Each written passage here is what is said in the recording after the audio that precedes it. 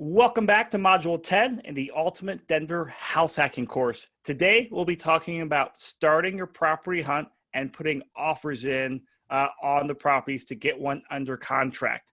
So, my name is Chris Lopez. I'm an agent at Your Castle Real Estate. I run the Denver Investment Real Estate website and podcast, and I help people buy house hack properties. And I've got three great co-hosts today.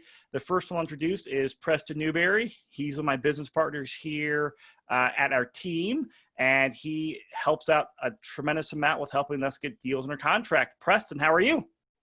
I'm doing great, Chris. Thanks for having me on. Excited to jump into talking a lot more about kind of my side of our transaction world and all the things that I go through with our clients. And Mike's co-host is Joe Massey over at Castle & Cook, who helps out with all types of lending. Joe, how are you?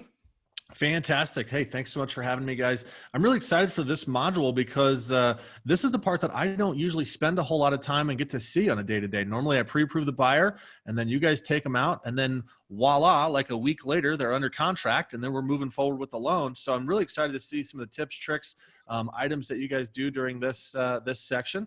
And also excited that we've got Mr. Jeff White, our ultimate house hacking coach, joining us today. Jeff's got some great expertise in finding house hack properties and optimizing them. Jeff, how are you today? Doing well. Thanks for the intro, Joe. My name is Jeff White. I'm an active local Denver house hacker. And I'm also very excited to learn all this because this is the fun stuff that probably what people get most excited about is going out there and finding the right property. Great. Well, we'll jump into it here. And before we jump into going out there and, putting offers in, we put together a very simple checklist. Now, this is not all comprehensive or anything like that, but as, usually the way it works is, Press and I and a couple of the members of our team, we sit down and have an investor strategy session with our clients or our potential clients or future clients and, figure out their goals, figure out their strategy, and we put together a loose framework for their strategy. But it's not like then we go out the next day and look at properties. We have certain items that we need to do to make sure we set ourselves up and clients up for success. In the previous module, we talked about putting together an investor education program, and that's a big part of what we do with our clients. So here's a checklist that we do with our clients. I'd recommend you guys consider as well. So the first thing to talk about, when I get the PowerPoints to work, there we go, is that you need to pick your agent. And by picking your agent, that really means signing your buyer agency agreement. Preston, what the heck is a buyer agency agreement? So in Colorado, basically we have some legal documents that employ an agent to work for you. And what this does is it establishes a fiduciary agreement between an agent and the buyer. And this is what allows them also to get paid from a seller when a transaction closes. So, I know a lot of agents out there will go, show properties or engage with clients without having this stuff signed. But this is something that's really, really important. There's a lot of, personal information floating around. There's a lot of stuff going on behind the scenes. And you want to make sure that, you have an agent that is representing you and has your best interests at heart from day one. So this is something that we feel is really, really important to, establish that relationship and, have them, in your corner for you from the beginning. It's no different than signing an engagement letter with an attorney or something like that, basically just establishes that relationship and outlines how that relationship is going to work and all that good stuff. So something that's really, really important as you begin the process. Once you, find an agent that you're going to work with, this is something they should present to you right away. And another thing you want to make sure you have on your team is selecting your lender and having your pre-approval letter. Now, a common mistake that we see some investors make is that hey, great, I've got this lender lined up and I got this pre-approval letter. Then we go under contract and then a week or two later, they're like, oh, well, now I'm shopping off different lenders. While you have every right to do that, just realize that can throw some major curveballs in the process there because, hey, we're moving forward in this direction, and now you're throwing us a big curveball there. And as we mentioned in the previous module, that there's a lot more to lenders that people really don't understand and appreciate other than saying, oh, here's your loan, here's your interest rate, here's the money you need to bring to the closing table. They do a lot more behind the scenes. And they also help us a lot with getting properties under contract as well. So my recommendation is, this is wanting to know your team before you actually go out there and start putting offers in. Now, I realize that there are definitely some circumstances where you're under contract, things change, and yeah, you need to go out there and talk to a different lender or do something else. That's perfectly fine. But as we said in the previous module, that's not the time to go out there and say, hey, who can save you $50 on the loan or $20 a month and start shopping different lenders, because that can definitely throw some curveballs in there. So know your lender and definitely have your pre-approval letter with them. And one of our rules of thumb here with our clients is, for the most part, we always have them sign a buyer's agency document up front. And part of that reason is because we put a lot of time into that investor education up front. We'll spend hours and hours and hours helping them understand their strategy. So we want to make sure that we're committed to each other. But also, you got to have your pre-approval letter. Preston, how do you feel about writing an offer with no pre-approval letter in the current Denver market? In our market here, Chris, you're basically not going to write any offers without having a pre-approval letter. There's no listing agent or seller in our market that's going to, even look seriously at an offer that comes over that doesn't have, a pre-approval letter or some kind of proof of funds attached to it. They want to make sure that the buyer that's writing an offer is going to be able to perform, and they're working with, a quality lender and somebody who's going to get the job done. It just goes back to that establishing your team and having good people in your corner to work with you and help you and be on your side, and having that lender there, and that pre-approval letter is something that you can't really move forward without in our market. And you want to know your strategy as much as you can. As I said earlier, we usually have a loose framework in mind, so we know what we're doing and what direction we're going in. Now, part of our process is we go out there, we look at properties, we analyze properties. Your strategy is going to change slightly as you go out there and get that real world feedback. But you want to have a baseline for having your plan in place, so you know what you're doing what you're moving forward with. And then be smart with your personal finances. And a few modules ago, we talked about, this might be a good time where you want to take your money in the stock market or bond market to make sure there's no crazy swings in valuation. But also, Joe, if I come to you, I'm pre-approved to you, I'm going to contract in the house, is this time for me to go out there and buy my new car? Yeah, if you could not do that, I would really appreciate that. A couple of reasons, right? Number one, that pre-approval is based on how much debt you have, what's your credit score, what is your income, and can you afford all of your monthly payments? If you suddenly accrue a brand new car payment for $500 a month, yeah, you might be able to be approved for that. But you also may not be able to afford the car and the new house. So that can trip you up. So that's number one.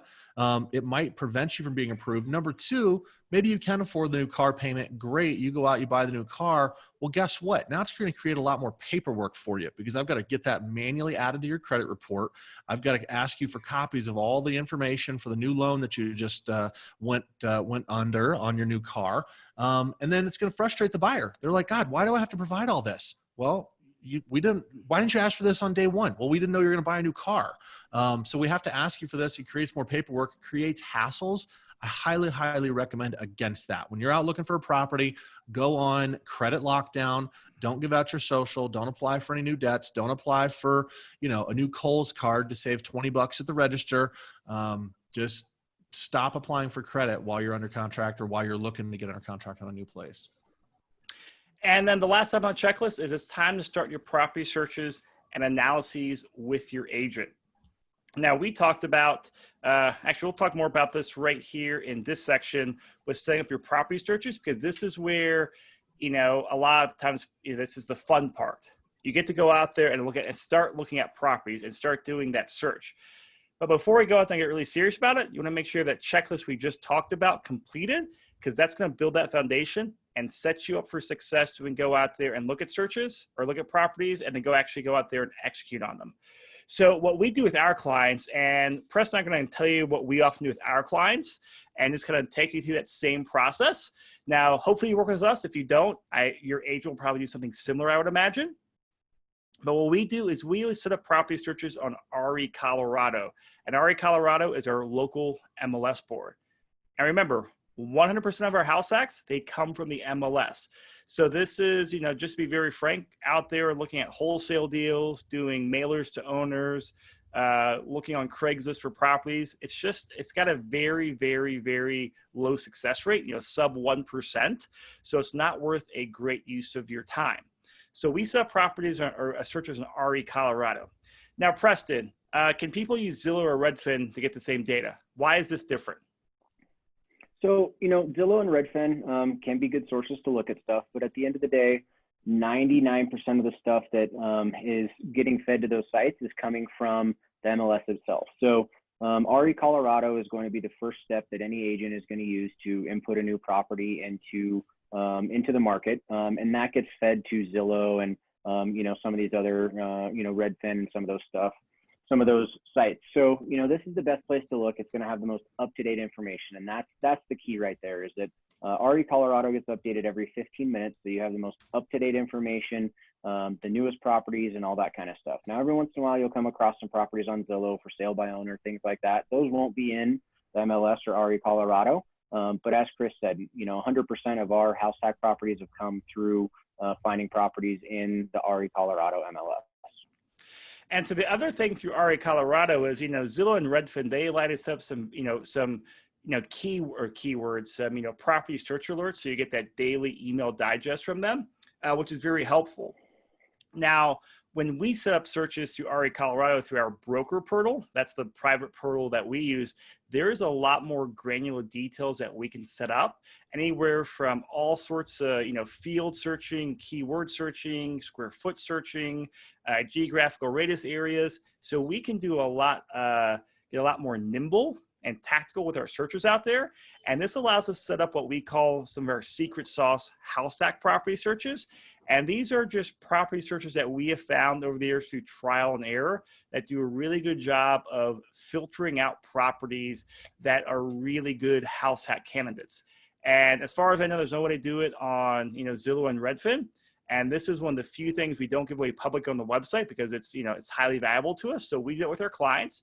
And we also set up some general searches based on the investor's criteria as well, based off of, location or commute time, other things like that. So we set up a combination of our standard house hack searches and then oftentimes specific searches as well for that investor. And one other thing to talk about on Zillow and Redfin, because I'll be honest, I think their technology is great and they can be convenient. And they do a pretty good job, as Preston said, of pulling out single family homes. But the data they pull for multifamilies, duplexes, triplexes, fourplexes, is really poor. There's a huge step down in the properties they pull on there.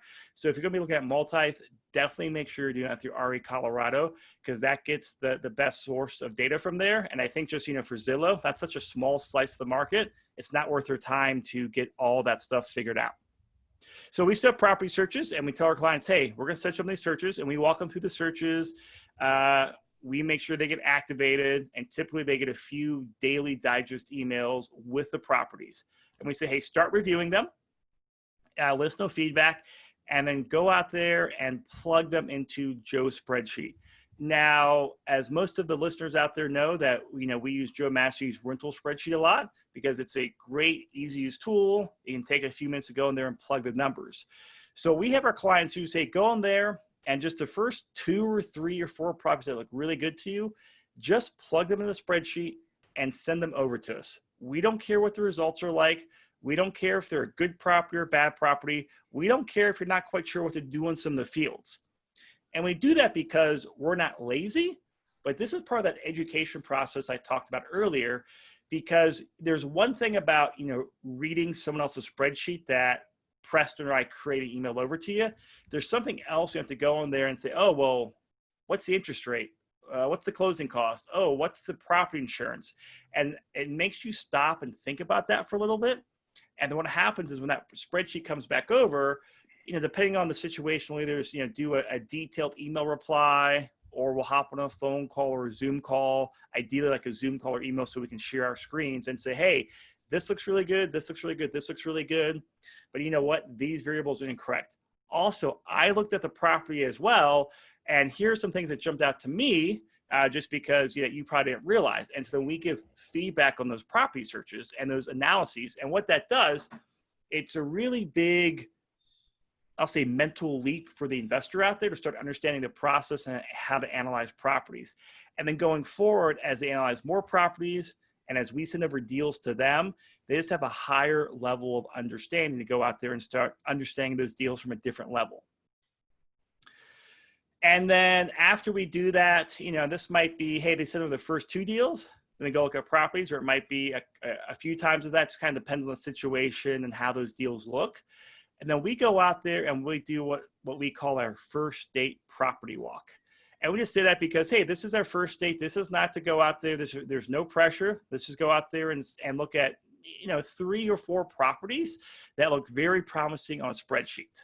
And as we like to say, this helps match virtual reality with reality. We all know the power of Instagram filters and Photoshop and all that stuff. And you can be, oh my gosh, this place looks amazing. And then you walk in the place, you're like, wait, is this the same place in the photos?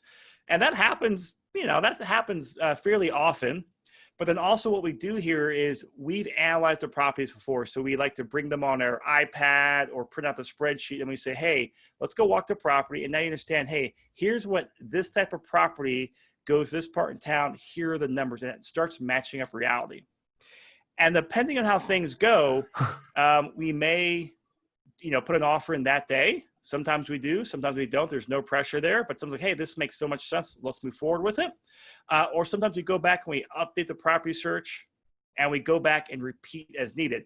And so usually we'll do this cycle anywhere from like 0 to 2 times, and we have things fairly well dialed in. Now, Preston, I kind of went through those pretty quickly there. Anything I forgot out that we do with our clients here? No, I think we covered it pretty well. And I was actually going to ask Jeff to chime in because he's been through this process with us and he knows it firsthand and, kind of get some of his experience and insight into, how this process works and what the, searches are like and kind of starting to analyze some of those properties and stuff. Jeff, would you mind kind of giving us a little feedback about that? Yeah. So where it all starts is the automatic searches that your realtor will set up for you. And with Chris and Preston, the big difference is with the keywords that they put in. It just makes a huge difference. So you're not like wasting time looking at properties that are out of your budget or properties that just won't work for your specific house hacking or nomading goals. And I'm on the list still, and I still like to look at what I get over. And it really comes in handy too, because the more you see, because realistically, you're not just going to get the first property from Chris and Preston, like, oh, that's the one I'm going to buy. You're probably going to have to look at dozens upon dozens of properties, at least from pictures, and then actually going to see them.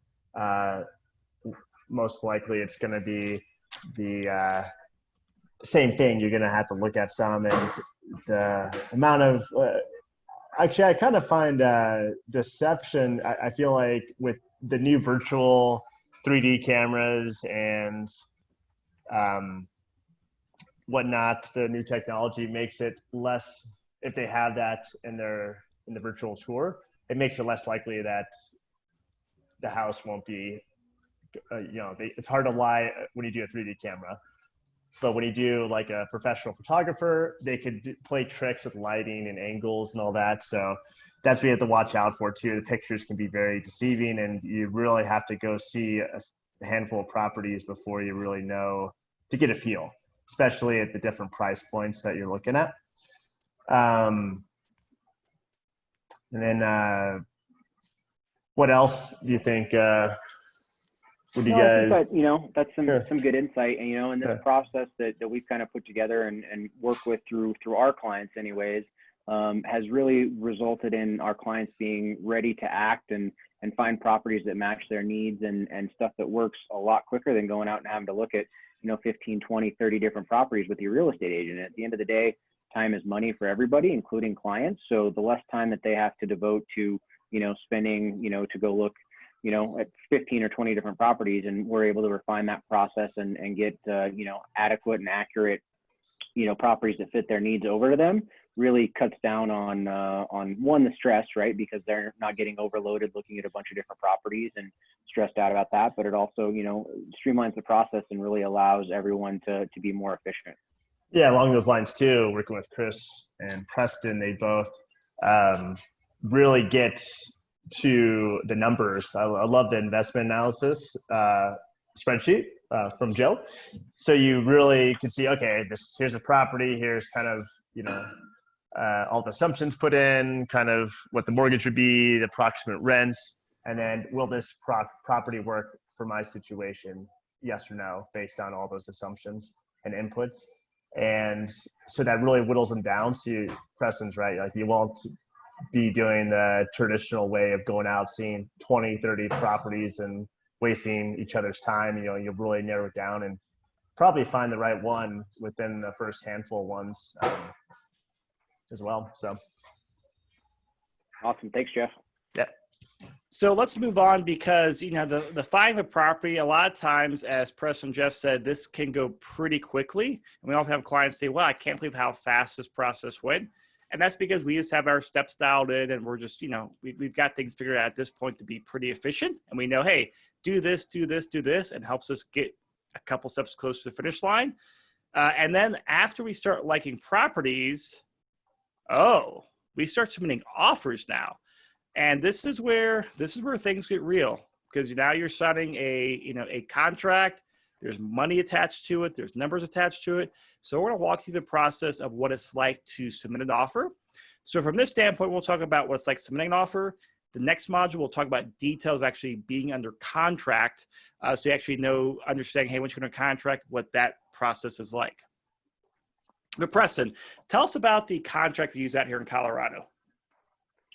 So yeah, I think I kind of touched on a little bit earlier with the agency documents, but all of the forms that we use in Colorado for real estate transactions all have to be approved by the Department of Regulatory Agencies that oversees all the real estate transactions. So the nice thing is we're not having to involve, attorneys and legal fees and all that kind of stuff to review contracts. Obviously, we always tell our clients you're more than welcome to engage your own attorney if you have questions or want to have them review stuff. But it really helps streamline the process because all these forms are basically kind of fill in the blank aside from some additional provisions and language that we can put in different sections. But this just allows things to move a lot quicker, and know that as you move through the process, this is not something that is going to change a lot. So all the contracts are state standardized. We always encourage our clients, hey, if you want to, check it out, review it before we start putting in offers, please do. We're happy to walk through every part of it with you just so you understand everything. And, that's another big step of it too, because when you're trying to be efficient and act quickly, you want to make sure that your clients are able to review offers so that we can get them over to buyers or to listing agents and sellers as quick as possible without having to spend, a couple of days reading through our contract. So that's something that we always make sure to go through up front with our clients. And the other nice thing is that the program we use, CTM, is all electronic signatures. So everything we do can be done virtually. It can all be signed through your phone, your computer, your tablet, whatever kind of electronic device you're operating from. So, it's not like the old days where you had to write up a handwritten real estate contract and take it over to your clients and have them sign it in blue ink and then drive it over to the listing agent at 9 o'clock at night. So, just kind of one of those things. Technology is your friend. Yeah. And then, let's talk about what makes a good offer, because I know years ago when I was first getting into real estate investing, I would read all these stories about, I'm going to go in there and just, put offers in on 80 cents on the dollar. Meaning if the property is worth $400,000, put an offer in at, $340,000 or some lowball offer. And that way you get the property. Well, number one, that strategy just simply does not work in the Denver market. We're in a seller's market, and you don't do lowball offers like that. But just talking about the offer in general, there was so much more to a good offer than just having a price, whether that's below list price, at list price, or over list price. There is so much more that makes a good offer, and that's something that we spend a lot of time on, making sure that we can execute on, because it's not uncommon for us to get properties under contract, even though we are not the highest and best offer. And a lot of times that's because we write the contract. So, Preston, as we start putting, start talking about putting offers in with our clients, we start formulating a strategy. Tell us about that. So just like everything we've kind of gone through, Chris, having a playbook and different things that you can use to your advantage as you move through any real estate transaction is something that we really pride ourselves in and take seriously. So, before we start putting offers together, this is something that I'll sit down with our clients and just kind of run through, some different options and strategies as we, look at a property we may be wanting to put an offer in on. And as you said, it's not always just price that sellers are looking for. So, kind of laying out a couple different options with our clients about, hey, we can, put an offer in at this price and let's look at doing some of these other things with the contract to make this a little bit more attractive to the seller, and just, laying out all those tools that we have in our tool bag so that we can use them, to the best of our ability and to the best success of the client. And a big part of this too is, every time we put an offer in, we are picking up the phone and we're talking to the other agent. And as we tell people about this, like, oh, well, really, why? Well, it's because at the end of the day, it is still a people business. This is sales, this is negotiating, and there's always someone at the other end of the contract, someone on the other end of CTM. And we want to make sure we talk to that person. And really for two reasons. One is so they, understand who we are, our reputation, that we act together, but also so we can understand what the listing agent and most importantly, what the seller is looking for. And sometimes it is the absolute highest and best price. Great. Well, we will know that. We'll know, hey, are there multiple offers on the table? Do we need to get this offered by a certain time? But also we're hoping to find out what, there's other needs that the seller may have, which may not be the highest price offer, and be like, you know what, they're worried about selling this place, but then they have to buy another place. Oh, well, now we might say, hey, well, if we give you a flexible closing date to help your seller find another place, would that be more attractive to you? Absolutely. Or we can offer them a post-occupancy agreement. So, hey, they can close and stay there for a few weeks. So we can structure the deal or structure the offer to make it fit the seller's needs and wants. And that often helps us, win out the contracts as well. And again, it establishes a relationship with the agent, because when you've got, 8 offers, we're one of 8 offers sometimes going on a property, you want that connection on there. So it's not just a contract numbers, but it's, contract 1, contract 2, contract 3. Oh yeah, I talked to these guys. Oh yeah, they have their act together. And, that just always helps with that emotional need to the listing agent, which then translate to when that agent presents their sellers as well. So again, it's not just price, it's not just numbers. And then when it comes to submitting an offer, this is a question we get. Does it cost money? And to submit the offer, it actually does not cost any money out here in Colorado to do that. Now, you may have some other fees, because once you submit the offer, and if it is accepted, well, you have to go give your earnest money or your good faith money. This is usually, $3,000 to $10,000, depending on a few things. And you can go drop off a check. Many times people will wire it in there. Well, if you wire it in there, you get a $20 wire fee. And then as we go further down the road, a week into the contract, it'll be time to do your inspection period. And if you do your inspection, sewer, radon testing, that's going to be $600, $700. And so there is money involved with that. And we'll talk more about that in the next module. But to actually write an offer, it costs you zero money, other than, hey, it does take some time and it does take time to review it, but that's part of the process, but there's no money in there. And a really important thing I don't think we talked about yet is, Preston, would you call our contract buyer-friendly, seller-friendly, or neutral?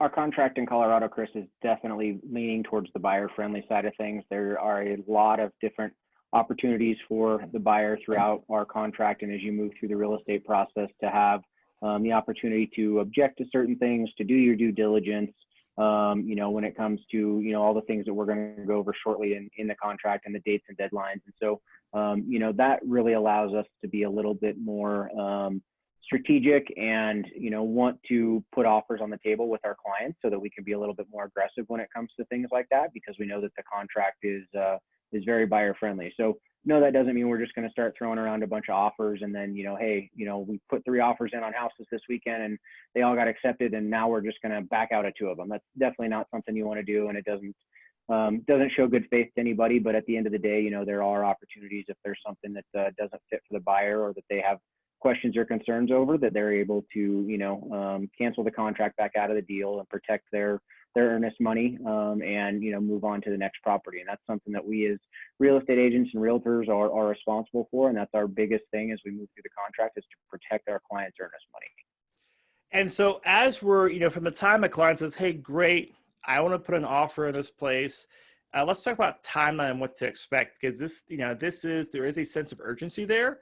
So when a client says, hey guys, I like this property, let's get more details, put an offer in, we say, great, we'll call you back soon, or we'll get back in touch with you soon.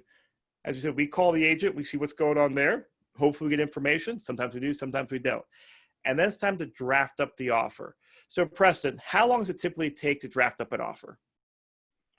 I'd say, Chris, for most of our standard offers, we can usually draft something up within an hour, from the time that we say, hey, we want to put something together, to, hey, we're on the phone with the listing agent, we're gathering all the info that we need. And that's something I think that, sets us apart as well, is that we move very, very fast and efficiently. And that just goes back to some of the things we've talked about in previous modules about, having a team that allows us to be very nimble and allows us to, act very quickly when it comes to this stuff, because, that is what we found has won us a lot of offers and set us apart from some of the other agents around town, is that we act quickly and we, put our money where our mouth is. And so, we're getting offers on the table and we say what we're going to do. And whenever agents know they have an offer coming over from us, they know that it's going to be a solid offer, and they're looking forward to working with us. And then once we draft up the offer, we always review it, and then our client always reviews it. We make updates if needed, then we sign it. Now, we send over the offer to the client. How much of a sense of urgency and a timing standpoint does the client need to review it, get back to us, finalize it, and sign it? Is this something we can do over a week, 7 days, or 7 hours? Like, how quickly does that need to happen?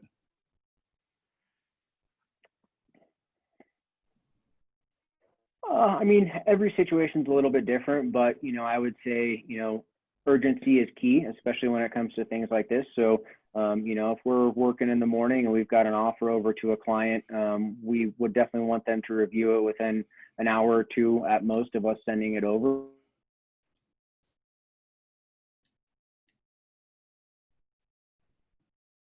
Oh, are you there? We can get it to the listing agent by the end of the day. And so, oftentimes listing agents wear that and make sure that. All right. And then as we go out there and we present the offer, and this is, hey, the client signs it, and then we submit it to the agent. We generally call the agent. We then send them an email and a cover letter through CTM. And then we always copy Joe on here. And then, Joe, when you get this email or phone call from us, what does you and your team do? We are immediately going to call and reach out to the listing agent and introduce ourselves. And we're going to talk about our experience with Chris and Preston. Hey, this is our 25th transaction we've done together this year, or whatever the number is. And we're going to talk about how, you know what you're doing, and talk about, how many transactions you get through to the closing. And really, it's our opportunity to be that third party reference for you and your experience. Then we're going to talk about our own experience. Hey, this is our 100% pre-approval track record. This is how our process works. We're going to call you every week on Tuesday. Does your current lender do that for you? No. Okay. Would this be a useful service for you? And then number 3, we're going to talk about our experience with the client. Hey, the client is fully pre-approved with us. They've been fantastic to work with. They've provided their bank statements, tax returns, W-2s. They've been great to work with. Here's the history. This is their 2nd time working with us, 5th time working with us, whatever it might be. And then we talk about what a pre-approval letter means for us. Hey, we have received all this information and we have fully underwritten this client. The only thing that is hanging out there on their final approval is the information on the property. So as soon as you, Mr. Listing Agent or Mrs. Listing Agent, accept our offer, we're going to be moving forward to this final approval very, very quickly. We removed all the uncertainty and all the doubt about the client. The only thing remaining is just you accepting our offer. Yeah. And so all this together, it presents a great package and often makes our offer look very, very attractive. Like, wow, okay, the agents have their act together. The buyers will qualify. They know what they want. The lender's got his act together. Great. It helps us stand out. Now, once we submit the offer, nothing is official other than, hey, we have submitted the offer to the listing agent, and then the agent then presents that to his or her seller. And we really have three options that can come up. The first option is they reject it, and that can be directly, and they say, hey, we're not going with your offer, or we just never hear back. Because offers have an acceptance deadline, usually 24 hours, sometimes 48 hours. And if we don't hear back by that time, that means the offer is no longer good. Or they can counter and say, hey, we like your offer, but we are counting you on these items. You know, it could be dates and deadlines, could be price, could be all sorts of things. Sometimes it's a negotiating standpoint. Sometimes it's just working out some details on, hey, like, you know what, you said this in the agreement. Actually, there's one garage door opener, not two garage door openers, or little things like that. So it could very much mean, hey, it's no big deals. It's just some details. Otherwise, hey, we have to do some serious negotiation here. Or the third option is they just say, hey, great, this looks good. They sign it, and then it's accepted, and you're under contract. So, Jeff, talking about the, just submitting offers, since you've done, you've put offers in, you've put a handful of properties. How fast does this happen? Because this often catches a lot of clients off guard because all this happens really, really fast, doesn't it? Yeah, I mean, usually when it's a combination of when the seller is going to present the offers to the seller's agent, the offers to the seller. Sometimes they have like a set date of saying like, okay, a week from now, we'll make a decision on which offer to accept. But yeah, it can and then sometimes they show the property that weekend and then decide that that's Sunday evening which offer they accept, and then everything in between. But yeah, it could just be prepared for going under contract quicker than sometimes you think, but it's a good thing. That's when that's the exciting part, is finding out if this is the right property for you. And that's just because you go under contract doesn't mean you're definitely going to close, because the inspection report, the next step, would showcase why the property might not be the best fit. And then you have to start all over again and start the hunt. But yeah, the process from start to finish, from when you decide, yes, I want to make an offer, and then Chris and Preston submit the offer, and coming up with the best negotiation strategy. Okay, how much should we go over? Should we maybe try going 5,000-10,000 under? There's depending on so many different variables, how long the property's been on the market, has there been other offers? Is it the first day it's been on the market? Will there be a lot of competition because it's a great price point and really nice fixed up property? So a lot of things to think about, but really overall can happen really quick. And working with going back to that team, working with a great team and really good realtors or realtor will help you get to that next step of going under contract, and especially in a market like Denver where there's a ton of competition. Great. Well, great advice there, Jeff. And we'll go and wrap up this module, because this really comes down to, how you search for a property or get ready, search for a property, and then submit offers. At the next module, we will talk about what happens once you're under contract, and we'll go through dates and deadlines and, a high level overview about what your responsibilities are, our responsibilities, and what to expect. So if we can help you out in any ways whatsoever, reach out to us. All of our contact details are at denverinvestmentrealestate.com/HHhelp, or click on the show notes and you'll be able to find this all on there. So, gentlemen, any final thoughts here as we wrap this module up? No, not for me. All right. Well, That then, was great. Thanks, Chris. Yeah, thanks, Chris. everyone, thank you for listening. Joe, Jeff, Preston, thank you guys. We'll see you in the under contract module.